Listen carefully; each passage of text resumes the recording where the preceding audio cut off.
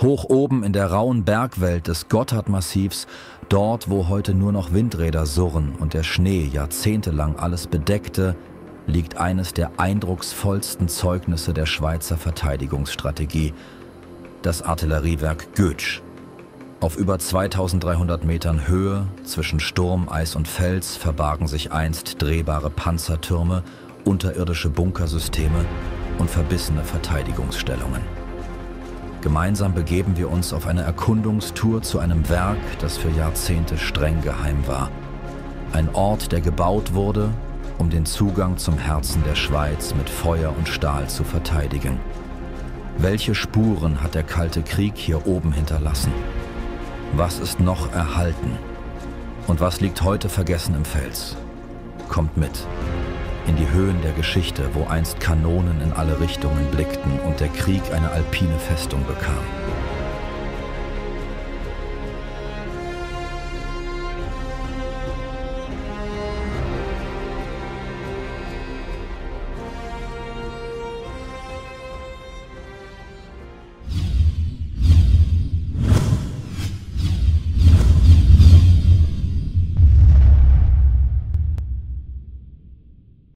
Ja, hallo Freunde und herzlich willkommen zu einem neuen Video auf unserem Kanal. Mein Name ist Christian, Melanie ist auch dabei und wir sind heute wieder in den Schweizer Alpen unterwegs, denn wir wollen uns weitere Festungen hier anschauen. Wir sind heute bei dem Artilleriewerk bzw. Festung Götsch und wir stehen auch schon an einem dieser Bunker, die hier extra getarnt sind. Und was wir hier alles so finden in dem Umkreis, das zeigen wir euch in diesem Video. Also bleibt dran! So, es zieht hier wieder ordentlich eine Wolkenfront auf. Wir stehen hier an einem riesigen Windrad, was sie hier davor gezimmert haben.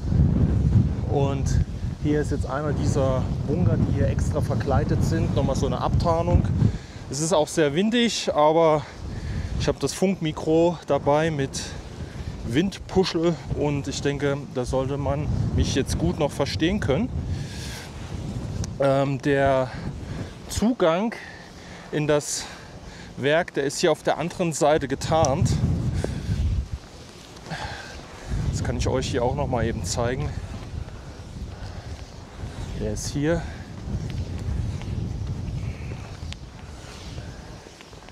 Hier konnte man damals rein, beziehungsweise es war eigentlich der Notausstieg. Reingegangen sind die über eine andere Geschichte.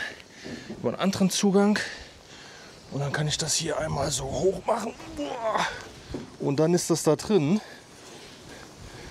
Ich werde jetzt noch mal eben die Taschenlampe kurz rausholen und dann kann ich euch das mal eben zeigen. Die Anlage ist aber verschlossen, also von daher ist da halt auch alles unkritisch. So, ich bin nämlich jetzt hier hinter dieser Tarnung, die man jetzt hier davor gesetzt hat. Hier ist jetzt das eigentliche Werk und hier ist jetzt eine Zwischentür, die geht auch noch auf. So, nur das geht hier nicht auf. Das ist hier an gewissen Punkten entsprechend geschweißt und hier wird es jetzt im Prinzip reingehen. Ich versuche euch mal durchzuschieben.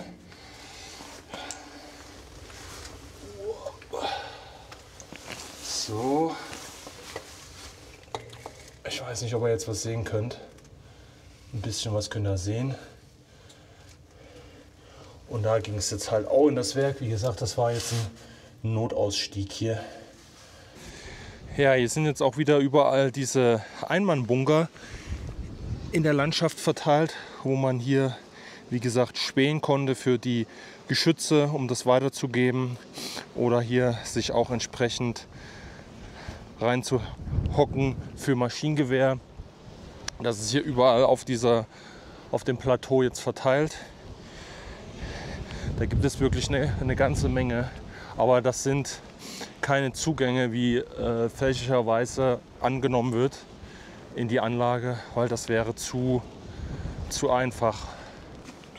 So, jetzt ist hier wirklich übel Wind. Da muss ich mir ein bisschen die Kapuze jetzt aufziehen. So, wir kommen jetzt hier zu einem dieser Geschütze. Das kennt ihr ja auch noch.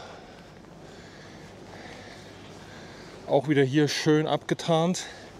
Hier unten ist die aufgesetzt auf der Bettung hier. Und dann hat man die hier schön gesichert. Das Rohr noch geschützt. Das ist wieder so eine 10 cm Kanone.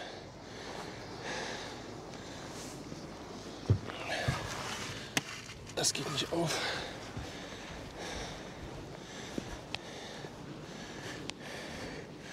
Und dann ist die hier drin. Oh, da könnt ihr sie sehen, hier ist das Rohr. Das ist wieder genau so eine. Und da sind hier wirklich sehr viele hier oben. Ich glaube, ich habe schon 4 Stück gezählt. Hier auch noch für die Belüftung. Und hier ist der ganze Turm praktisch versenkt. Hier ist auch noch ein Zugang. Also überall sind jetzt so kleine Bunker in die Landschaft gebaut. Ja, das ist so ein bisschen Material jetzt hier von der Almbewirtschaftung, weil hier überall auch Tiere, also Ziegen, Kühe und so weiter umherlaufen. Hat man hier was untergestellt. Das sind so kleine ja, Lagerbereiche, Magazine nennt man das ja hier. Und da hat man jetzt ja, so Sachen untergebracht, die man jetzt hier oben gebraucht hat, beispielsweise Stacheldraht, also den Stacheldrahtverhau und so weiter. Ja, und hier unten ist auch noch so eine Hütte. Da sind auch die Ziegen und so weiter drin. Und ich vermute mal ganz stark, dass man hier über dieses Chalet praktisch auch in diese Anlage gekommen ist.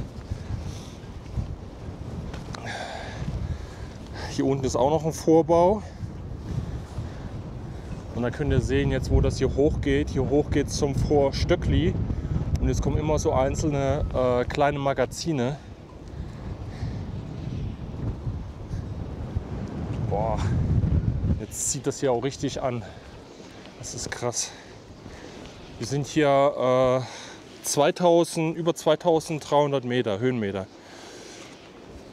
Da liegt das Ganze auf 2300 Meter. Ist das Ganze hier errichtet worden. Das ist schon Wahnsinn. So, jetzt bin ich hier auf diesen Vorbau. Das könnte schwer zu sagen, ob das ausfahrbar gewesen ist. Ob das jetzt für eine Belüftung ist. Hier habt ihr mal den Größenunterschied.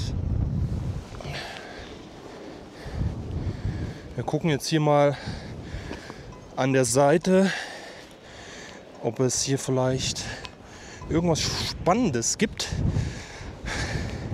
Wir müssen natürlich alles abchecken. Auf jeden Fall ist da eine Tür.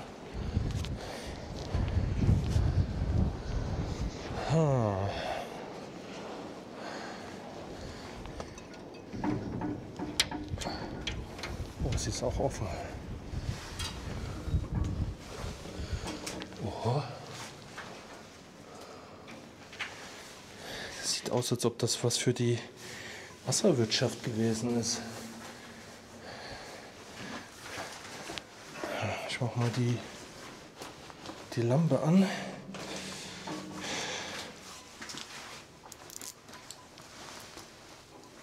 Komm.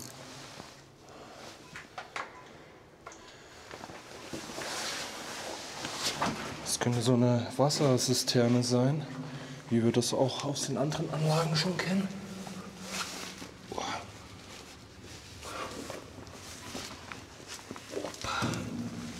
So. Ja, tatsächlich. Da können wir das ja erkennen. Das ist so eine Wasserzisterne gewesen. Ja. Und dann hat man das Ganze entsprechend in die Anlage gepumpt, höchstwahrscheinlich hier rüber. Da ist auch noch ein Teil. Das ist auch schon mal interessant. So, da sind wir wieder in der Suppe. Wir sind jetzt oben am Vorstöckli. Das war mal der Zugangsbereich hier. Aus so einer richtigen Oldschool-Tour. Gucken, ob wir noch hier irgendwie drumherum laufen können. Das scheint wohl sehr stark einsturzgefährdet zu sein. Ja, es gibt auf jeden Fall hier noch eine Möglichkeit, außen hier rumzulaufen. Und hier ist jetzt einfach eine aus Bruchstein hochgezogene Mauer. Und hier gibt es einen Zugang.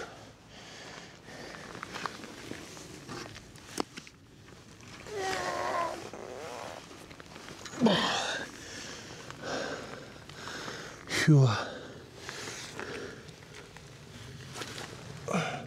Es ist aber nur eine Kammer, so wie ich das hier sehe. Das Ende. Vielleicht war das mal auch so für Wasserreservoir damals. Kann gut möglich sein. Schaut mal hier, Leute. Hier wird ein Beobachtungsturm oder eine Kanone drin gestanden haben. Die hat man jetzt hier nachträglich verfüllt, den Bereich, mit Zement. Und hier oben ist sogar noch eine Beobachtungsglocke installiert. Und jetzt kann man hier bis Ultimo noch gehen. Ich weiß gar nicht, ob in dieser Richtung noch irgendwas Militärisches kommt. Kann gut sein. Aber gehen wir mal hier hoch auf diese kleine Anhöhe. Aha, hier hat man wieder so eine Kanone auf so einem Schienensystem nach vorne gefahren und konnte hiermit schießen. Das hat man in dem Vorhospiz oder Hospizio gesehen, wo wir mit Maurus drin waren. Da kann man hier die Kanone so reinfahren. Ja. Und hier haben wir so eine Beobachtungskuppel. Das ist hier noch mal interessant gesichert. Hier ist so ein Stahlseil drin. Aha.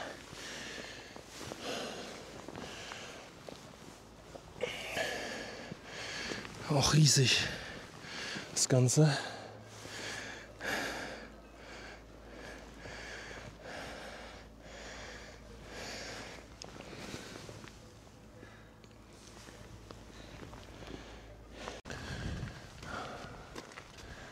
Ja, das scheint wie gesagt komplett verbarrikadiert zu sein.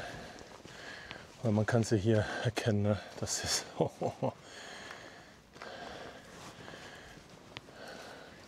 hier bricht das alles schon raus. Das ist ja Wahnsinn.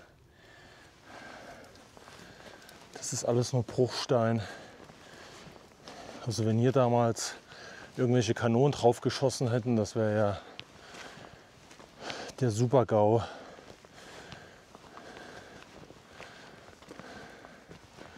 Ja, das sieht man auch schon. Das ist wirklich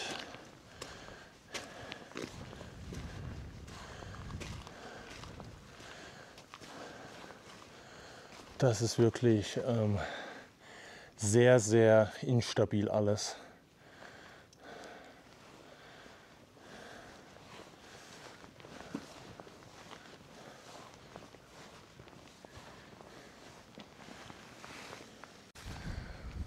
Ich weiß nicht, ob ihr es auf der Kamera sehen könnt, ein Regenbogen.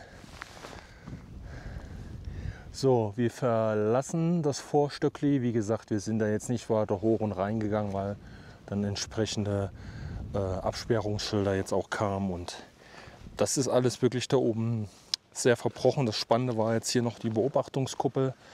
Das ist mehr oder weniger nur mit Bruchstein gebaut und hat, sage ich mal, keinen nennenswerten militärischen Nutzen mehr in späterer Zeit gehabt. Das sieht man halt. Und wir werden jetzt hier noch einmal runtergehen und euch noch ein paar Anlagen zeigen, die jetzt hier kommen. Unter anderem kommt hier noch eine Bisonanlage, also das Bisongeschütz, was man hier noch zuletzt installiert hat. Das werden wir uns gleich noch mal angucken und noch weitere bauen. Also bleibt dran, lasst auf jeden Fall ein Like da und kommentiert auf jeden Fall einmal hier im Video, weil viele haben auch noch gar nicht abonniert, die hier schauen. Außer der Großteil der Zuschauer haben noch nicht abonniert. Deshalb hier an der Stelle einfach mal abonnieren und ein Like da lassen. Ja. Überall gibt es auch Zugänge. Versteckt. Aber das ist auch zu. Weiß nicht, ob diese Tür da oben offen wäre. Alter Deckel, was ist das hier? Also es gibt auf jeden Fall mehrere Zugänge bzw. Notausstiege. Das ist schon Wahnsinn. Überall blitzt was raus.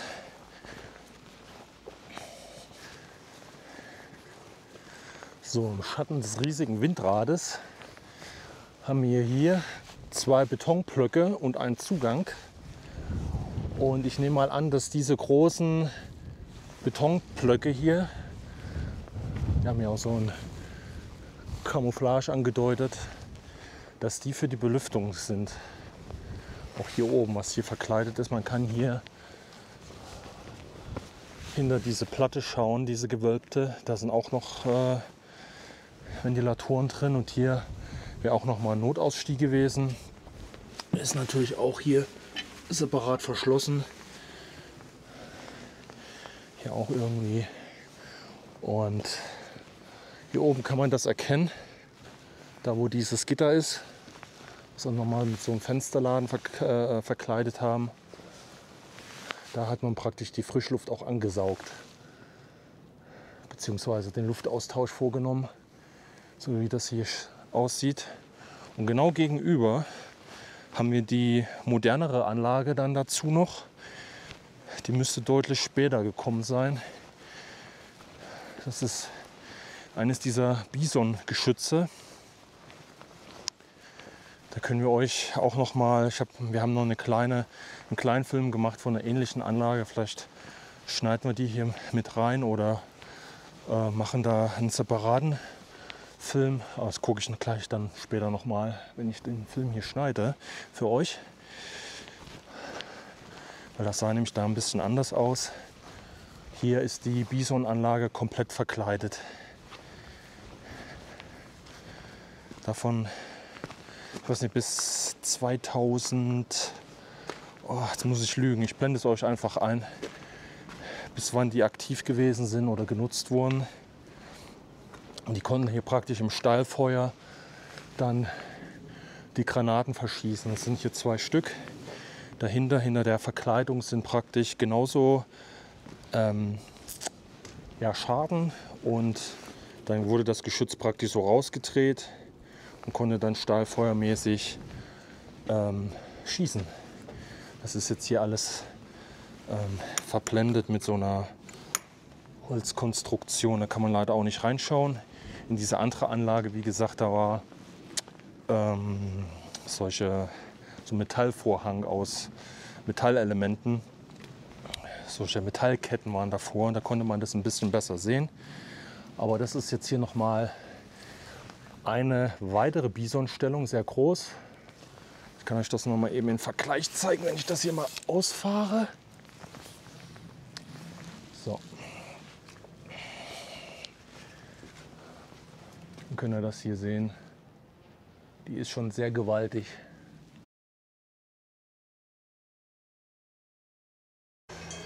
Ja, so mit dem herrlichen Sound hier im Hintergrund, mit den Kühen, ja, bewegen wir uns jetzt hier zu einer weiteren Anlage, und zwar zu diesen Bison-Stellungen. Ich weiß nicht, ob der eine oder andere von euch das schon mal gehört hat. Das sind 15,5 cm Kanonen, die man verbunkert hat.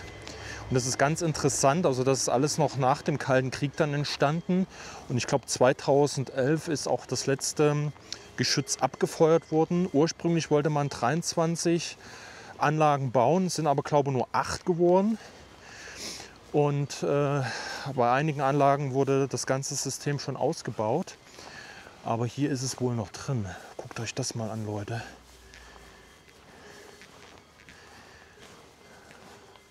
Ganz, ganz merkwürdig hier verbaut. Also man hat hier hinten ja, das ist ja wie in so einer Kuhle hier drin versteckt.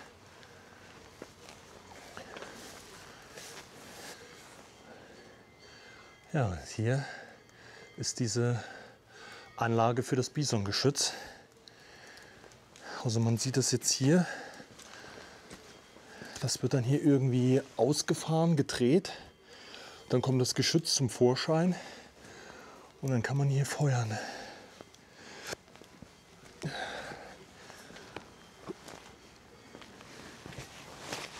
Das ist Wahnsinn. Die riesigen Ketten und das Camouflage sieht auch witzig aus. Ja, und diese Dinger haben dann 20 Granaten innerhalb von 25 Sekunden verschießen können. Und hier hinten drin hört man auch noch, hier ist auf jeden Fall Strom.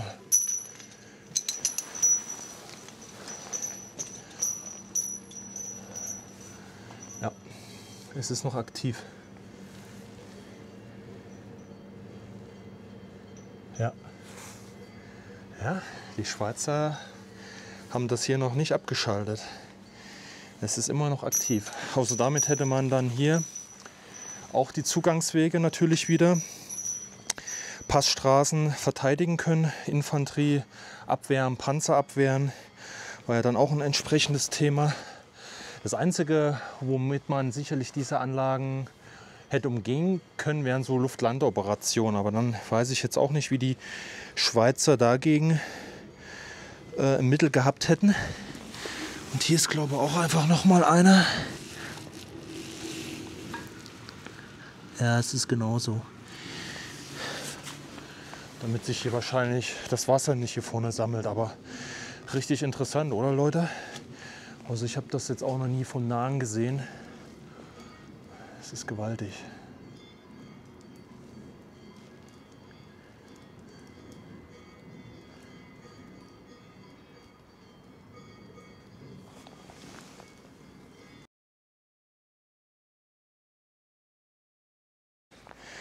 Jo, hier wieder ein weiterer Einmannbunker. Aber die sind auch alle verschlossen. So, jetzt gehen wir noch mal eben da hoch. Da ist noch ein weiterer von den großen Bunkern.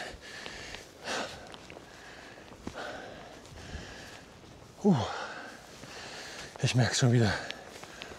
Dieses Hoch- und Runterkraxeln.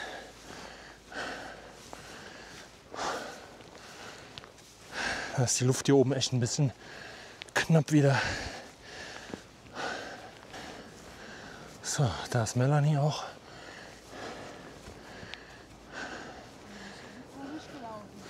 Ich weiß nicht. Ich habe aber noch ein paar Eimer im Bunker gesehen. Hier ist auch noch eine.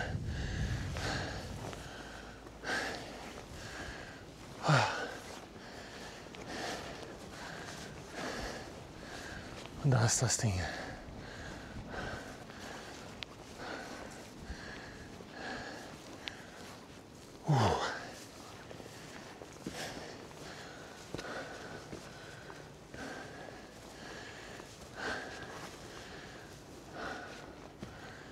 Ein Riesenklopper. Und hier sind die Schaden. Oder eine, besser gesagt. So, hier ist noch die zweite Scharte. Das wird höchstwahrscheinlich für Maschinengewehre gewesen sein.